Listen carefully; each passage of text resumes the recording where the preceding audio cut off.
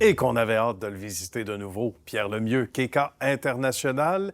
C'est pas exagéré international, croyez-moi, à la lumière de ce que vous allez apprendre dans ce reportage-là. Salut, mon cher Pierre. Ça va bien? Ben oui, très heureux d'abord qu'on revienne te voir ici, que tu nous accueilles. Et ça a pris des dimensions. C'était déjà intéressant, mais là, encore plus spectaculaire. On a agrandi de 25 000 pieds seulement. Raconte-nous l'offre de service d'abord. Écoute, avec le temps, on a pu s'ajuster à un nouveau marché. La COVID était rentrée dans le projet. On avait une demande qui était quand même assez excessive dans nos produits. Ouais. On a développé des marchés américains, on a développé des marchés à l'extérieur du Québec. Puis avec ça, bien, on avait une demande qui était beaucoup plus grande. Puis on avait besoin beaucoup plus d'espace pour pouvoir avoir des nouveaux produits. Voilà. Nos demandes étaient... Puis le marché de la Chine a changé. Le COVID a fait que ça l'a ralenti. Puis il a fallu aller chercher des pays différents pour aller chercher des produits. On a été bousculés de partout. On va expliquer aux gens que tu fais des chaises, Exactement. surtout particulièrement. Et de l'autre côté du lac, on dit, connais-tu Pierre, le voisin, qui fait des chaises? Exact, On connaît Pierre exact. qui fait des chaises. Il y en a plusieurs qui, à travers ces 35 années ou presque, Exact. ne t'appellent que Pierre, ne connaissent pas le nom de famille. Non. Mais on connaît Pierre qui fait des chaises. Ceci dit, bon nombre d'industries font affaire avec toi. Depuis toutes ces années-là, la réputation est excellente. Puis à un moment donné, la COVID, personne ne pouvait prévoir ce qu'elle arrivait. Mondialement, il y a eu des bouleversements. Comment tu as réagi au départ? Je te dirais que nous, on a été capable de prendre des virages différents. Je pense à travers les 35 dernières années, écoute, je pense que c'est pas la première tempête qu'on a vue. C'est sûr. Puis on a vu des tempêtes. Mais je pense qu'on était capable de s'ajuster à chacun des virages, OK, puis aller chercher le meilleur produit possible à distribuer dans certains États, OK? Puis on a fait des expositions à Chicago, on a fait des expositions à Las Vegas, on a fait des expositions à New York. On a diversifié notre marché. Dans les dernières années, dû à la COVID, c'était pas nécessairement facile, mais dû à une belle équipe que j'ai en place depuis X nombre d'années, que j'ai pu former, on était capable de s'ajuster à ça.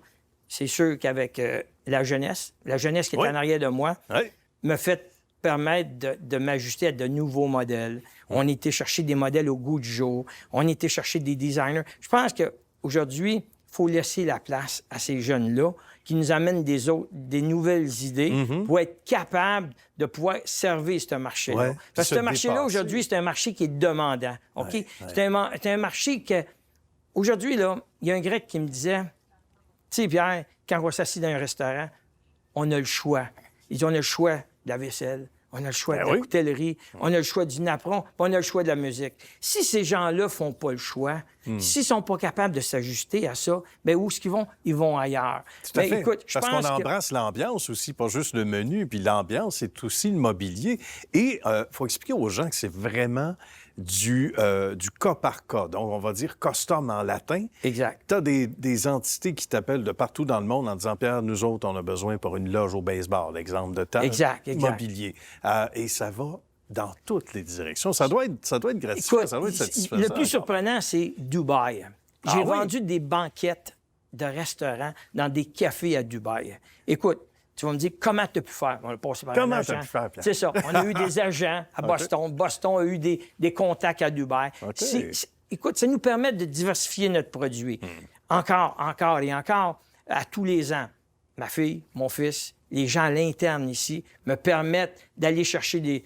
Je pense que le but d'une entreprise aujourd'hui, c'est laisser cette place-là à la diversité. OK? Ben, D'aller justement, chercher des des nouvelles modèles, idées, hein? c'est des nouvelles idées. C'est sûr. Parce que plus qu'on vieillit, on est moins apte. On veut rester dans nos vieilles bottines. Comprends-tu? C'est un terme qui est utilisé par les gens qui vieillissent. Mais reste que quand tu emmènes de la créativité, des nouveaux produits avec des nouvelles choses. Mais encore, comme tu dis, on est des artisans de notre produit. Ça veut dire qu'on peut créer ce que toi, tu as besoin. C'est qu'est-ce qui nous a permis de rester dans ce créneau-là après année à année en pouvant faire de nouvelles choses. Exact. Livrer à temps dans des bonnes conditions puis faire sourire la clientèle. 25 000 d'agrandissement, donc en termes de pieds carrés, c'est pas rien. Ça nous donne environ 70 000 pieds carrés d'espace. Imagine. Puis là, il faut augmenter le nombre de travailleurs. Et tu me vois venir en conclusion. Il reste quelques minutes à peine, 2 minutes tout au plus. La main-d'œuvre, ça a été tout un défi. C'est encore un défi. Donc, les travailleurs étrangers qui viennent aider. Je te dirais qu'on était chanceux. on a eu une belle cuvée de gens de migrants qui sont arrivés ici avec des ententes de 3 ans, qui nous a permis de passer à travers cette tempête-là. Mais aujourd'hui, ces gens-là se sont intégrés à nous. OK? Bien. Puis, il y a une des belles choses, la langue. OK? C'est autant pour nous que pour leur, c'est d'apprendre la langue, puis d'être capable de travailler dans des nouvelles conditions de travail où ces gens-là peuvent avoir le sourire à tous les jours. Puis ils s'intègrent davantage que ce qu'on entend de l'extérieur. Mais encore faut-il bien en prendre soin pour que ces gens-là se sentent chez soi. À tous les jours, je me dis, une de mes grandes responsabilités, c'est de continuer à pouvoir travailler aussi fort que je travaille là pour leur permettre à ces gens-là de pouvoir continuer à travailler puis à s'épanouir dans le travail qu'ils font au Canada. De belles valeurs sociales, hein? Au-delà de valeurs d'entreprise. Qu'est-ce qui s'en vient pour l'entité, tu disais, parce qu'on est encore là longtemps. Pierre, marche combien de kilomètres par jour? Je marche en moyenne 7 et 8 kilomètres dans mon usine à tous les jours. Mais qu'est-ce qui me garde encore en forme et en santé? C'est d'avoir une passion.